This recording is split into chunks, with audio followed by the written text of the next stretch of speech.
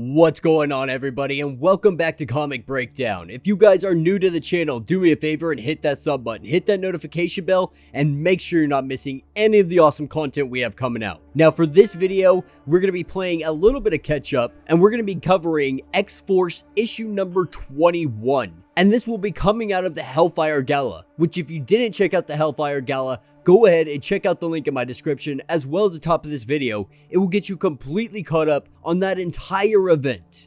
Now, this is written by Benjamin Piercy. The art is by Joshua Cassara and Robert Gill. And with that being said, let's dive into this breakdown. Alright guys, so as we jump into issue number 21, it's showing us months ago off of the coast of Washington. And Sage is calling in X-Force because they have an immediate threat that is going to possibly jeopardize much of Krakoa. Because what happened is a war road site. It had an explosion, and all of its nuclear material and fluids, they started seeping into the ocean, into the water. All of this nuclear waste, all of this chemical runoff, making its way very quickly through all of the ecosystem. And the fear is that there is a gate roughly about 5 miles away. And so this may not necessarily be a mutant problem or Krakoa problem.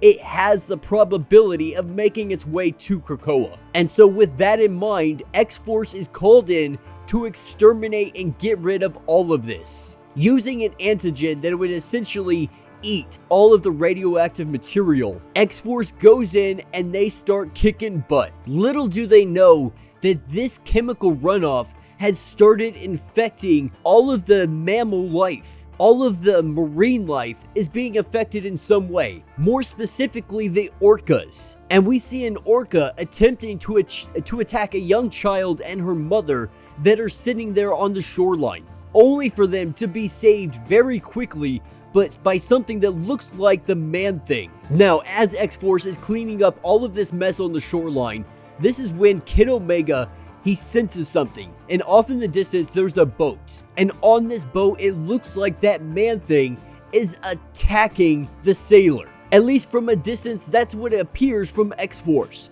not knowing that he is actually there trying to save them, trying to rescue them from all of these animals that have been mutated. And so with that, X-Force, they jump into high gear, catapulting Wolverine straight into this Man-Thing. The both of them, they start dueling it out. But it's not much of a fight. With Wolverine's claws in his chest, the Man-Thing spits something into his face and he's able to make his escape.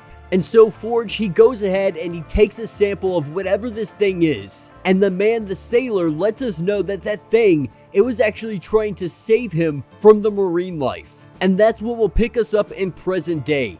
And Sage and Beast, they're going over the sample that they collected. And after getting all of the samples back from the lab after all of these months, it appears that it is the Man-Thing. But it's not exactly, because there's a slight altercation to it. But Sage really starts to break it down, letting us know that Walter Whitmore had gone to a financial summit. Now, he's the CEO of a multinational corporation that determines a significant percentage of global trade flow and foreign investments. And it appears that somebody has this green goo on his face. The last thing he remembers is dinner. And then he woke up and he was more or less blackmailed because there is a man dead in his bed. And he is being told if he does not cut ties with all mutants, with all mutant business, financial or otherwise, then all of this is going to get leaked and he will be arrested. There is a lawmaker in DC who had something of the same happen to her, holding a gun in her hand, an individual dead on the ground,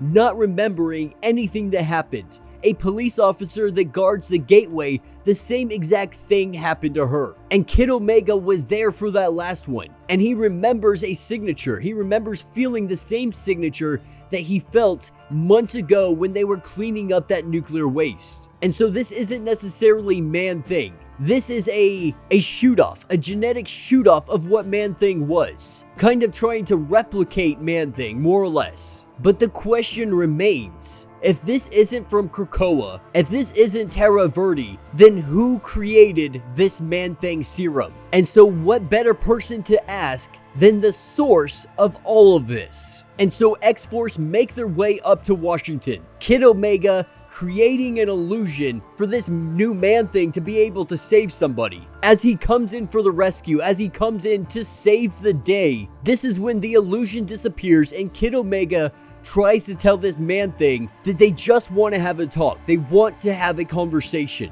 But this Man-Thing has no want or need to be able to have a conversation, throwing some of this green goo into Kid Omega's face yet again. The rest of X-Force, they jump into high gear, and we see Wolverine going toe-to-toe with this guy. Wolverine trying to communicate with him, trying to have a conversation, trying to say that we're not here to hurt you. More than anything, we wanted you to know that you're not alone out here, that there are other people like you. There are entire gardens of people like you, but they're not doing what you're doing. They're not hiding out in the woods. They're out there walking the streets, some of them hurting people. And so they want to be able to stop this. They want to stop it if only he would talk to them. But this is where we see him disappear up into the trees. And with X-Force not knowing what to do now, the Man-Thing ends up coming back down. He jumps down and he tells Wolverine that he can't go back to that place. That place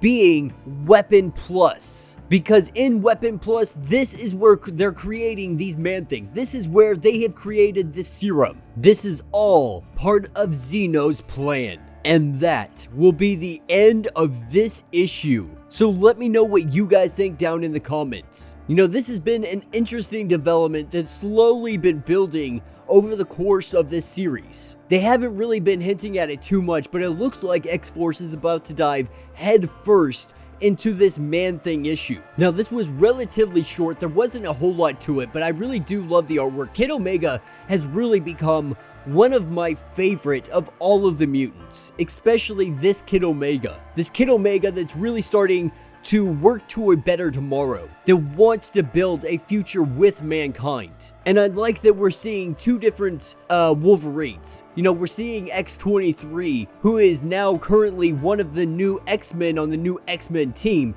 But then we have Wolverine, who's been doing his own thing on the side a little bit.